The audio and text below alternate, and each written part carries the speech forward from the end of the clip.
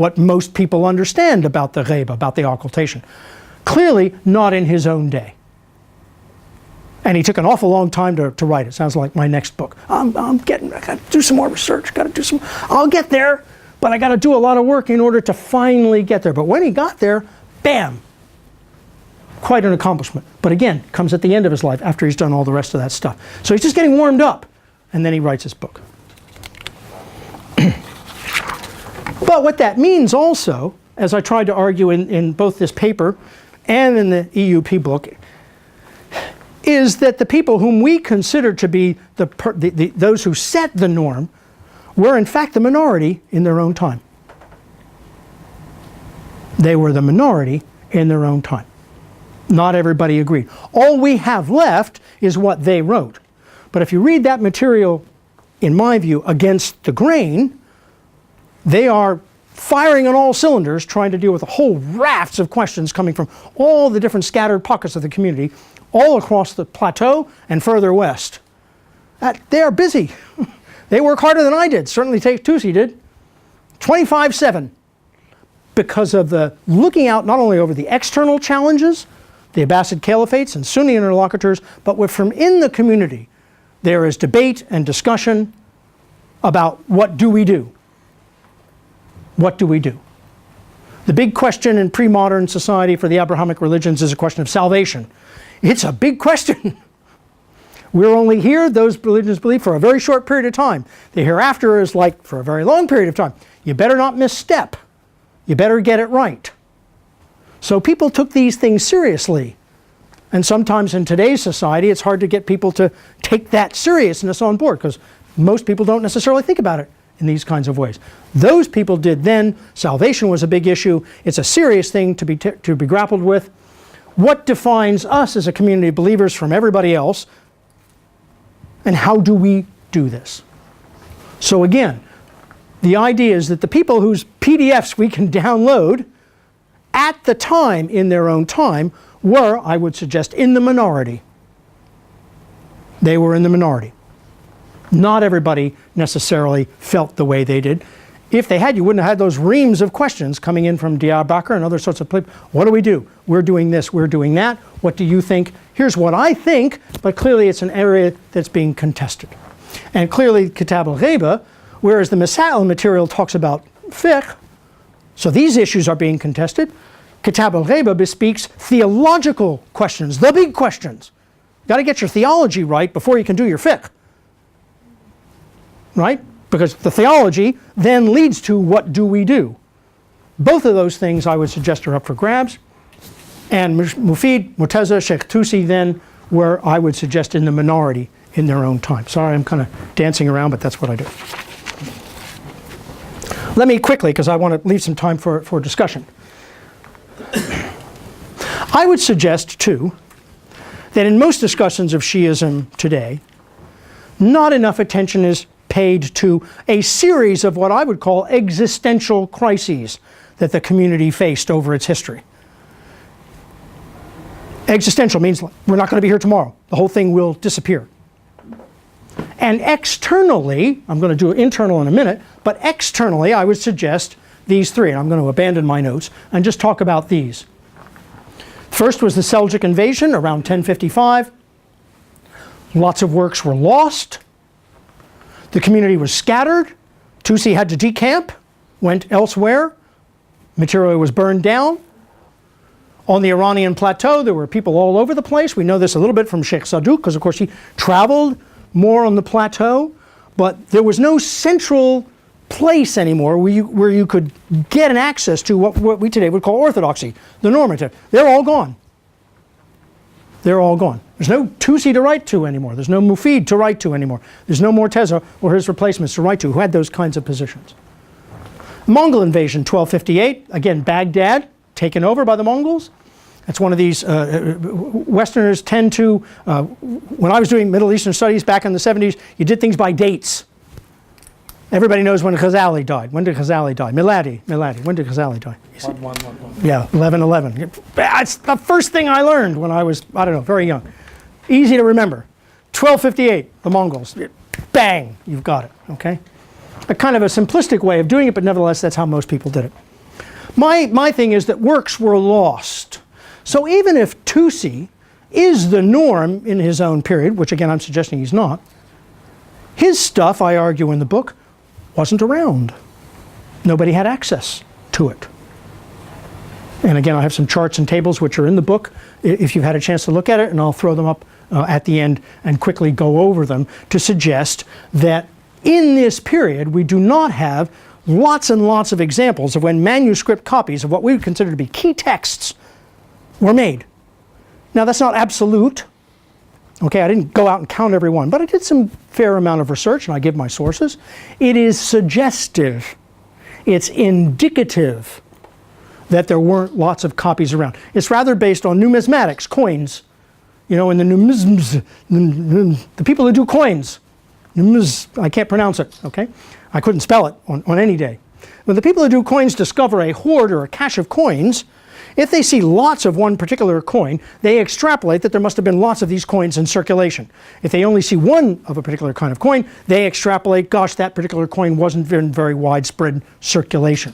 So I sort of borrowed from numismatics to suggest the same thing for manuscript copies.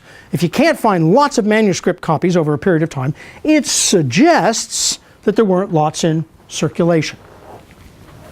From 1325, the death of Al-Mahili, to 1501, Ismail I's capture of Tabriz, starting of the Safavid period.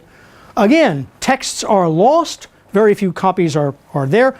Al-Mahili, actually, all we've got of his Rijal work is what? Whoa, we've only got one thing. It's called the Khalasat al-Rijal. Nist? Khubtige. He wrote some other stuff on Rijal. What happened to it? It's gone. It's gone. Stuff got lost. Etan Kohlberg wrote a discussion of Ibn Tawus's library, and if you read that very, very carefully, a monumental work, he will tell you that stuff got lost. Material was lost. I mean, it wasn't rediscovered, it's just gone. So we don't really have, the Khalasa is just that, it's a Khalasa. It's not the real thing. Wow, get our hands on the real thing, that would be terrific. But all we have is the shorter version. On the plateau at the same point, you've got political fragmentation in the aftermath of the Mongols and then the Timurs and the Ilkhans. Got a lot of little statelets all over the place. And again, on the plateau, we know that there was a blurring of lines between the different so-called Orthodox Sunni schools and Shi ism as well. People were living cheek by jowl. Sometimes the sectarian tensions got there and we know about them, but just as often people didn't pay that much attention to the sectarianization of the plateau, what I call the Iranian plateau, as we might think they did today. Today, sectarianism is on everybody's mind. In those days, sometimes it was, and sometimes it wasn't, rather like now. It's one of my other arguments in class that I don't think Sunni Shi'i sectarianism is something that's necessarily inherent. It bubbles up when other things, in my view, go bad. And every society has these problems. And certainly the West has its fair share of sectarian kinds of issues. My father was born a Catholic. Not a good thing to be in the East Coast in the 1920s. Okay? So there are these tensions. Northern Ireland, Catholic and Protestant. These things are they're in us. They're not what we're supposed to do, it's what we do. Right? Not what we're supposed to do, it's what we do. So you have in this period then the blurring of these kinds of lines. I'm going to wrap up very quickly and then go to the charts to kind of substantiate my points. Therefore, I would say in 1500, remember 1501 is the year that Ismail captured Tabriz, what does the situation of the faith look like in 1500? And I would say in terms of normative ideas, such as we understand them now, in 1500 things looked pretty bleak.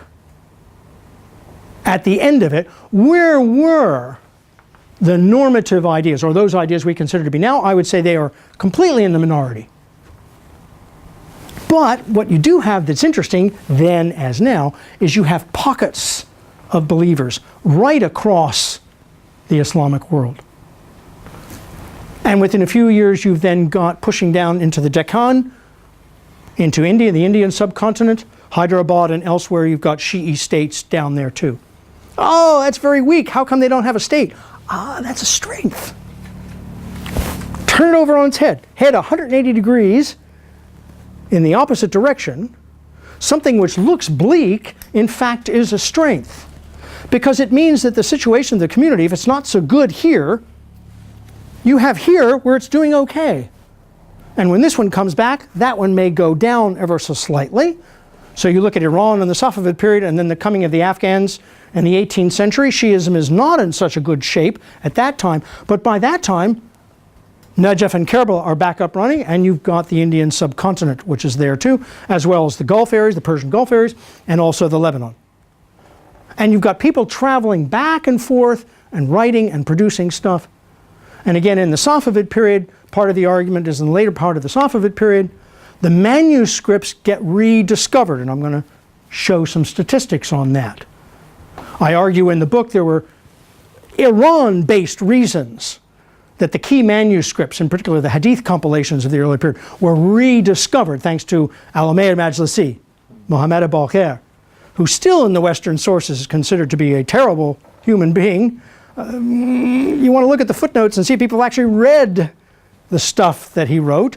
It is a Bahar al-Anwar, an ocean of lights. I put my little toe into the ocean by actually reading some of the stuff. And you find out that he's really, when you get into the stuff, he's not what most people think, but there's a lot of material out there. And of course you need Arabic to be able to read this stuff. You can't get by just on Persian. You need to have both of those kinds of texts. But Majlisi is representative of something that's going on at the time, the rediscovery of the early texts for reasons of discourse and disagreement on the ground in Iran. And he spearheads, or is part of that movement, reaching back to the Imam's hadiths in particular, to try and get everybody to remember what distinguishes them. And it is this other source of revelation, and what it means both theologically and in terms of practice for salvation, that makes us different. And in the process of that, these works are rediscovered. And here's a chart. The book has lots more of this, and I'll do a little bit back there. The book, it's in there. It's in the book. This is hard to read. This is, again, not absolute. It is indicative. It is suggestive. Oh, isn't that interesting that all of a sudden here we've got 158 recorded copies. This is done by Hijri, but I had to translate it into Miladi. 158 copies of Al-Kafi between 1641 and 1688 compared to, wow, something's happening there. Something's going on. So it's not just a little bit more, it's quite a lot more. My favorite one is the Tazhib. 221 recorded copies. Sources are in the book. That's not a blip. I didn't type, I may have typed it wrong. I discovered some mistakes later, but it isn't that wrong, okay? El-Istibsar, 111. Let's look at Tusi. I'm just picking Tusi as an example because, again, of the importance of his work as a Renaissance Shi'i, if you will, and in particular of Kitab al-Gheba. Is Kitab al-Gheba there?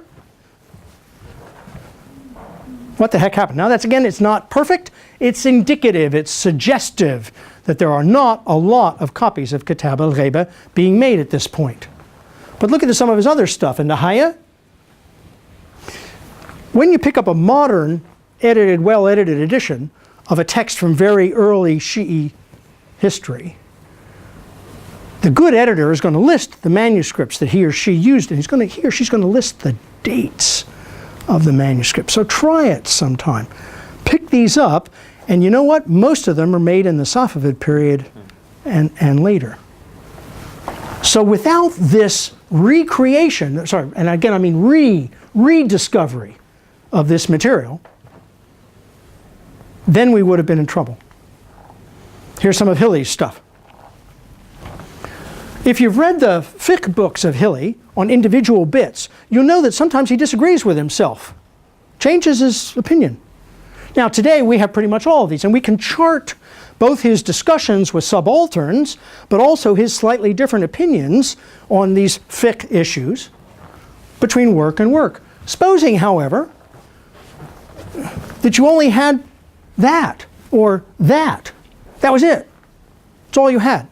What's your view then of El-Hilli on fiqh? All you've got is this.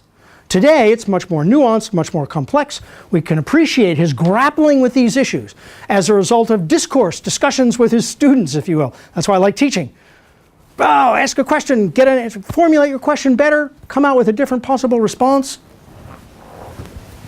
Nihayat al-Wusul, Mukhtalaf, I like the Mukhtalaf really a lot, but it virtually disappears and then all of a sudden it begins to come back.